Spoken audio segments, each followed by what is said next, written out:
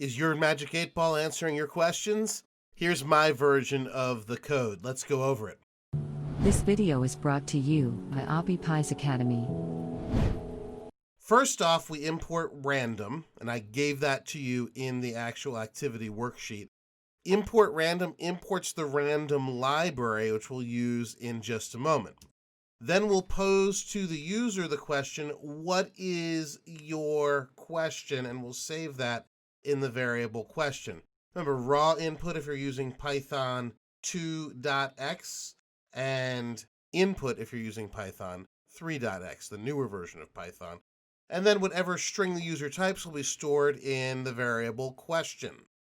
Then we generate the random number. Because we use this random library that we've imported, we're going to use random.randint, which stands for random integer, and we want a random integer between 1 and 20, because there's 20 possible responses. Then we start testing with if and else if. So if the answer equals 1, then we print signs point to yes. Else if the answer is 2 equals 2, we print yes. Else if 3, we print reply hazy try again.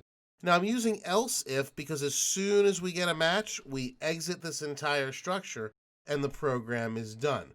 All the way down to 20, where I just did a plain old else, right?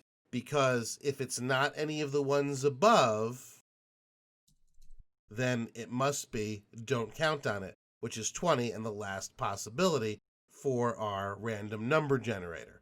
So this should have given you plenty of practice in if and else if.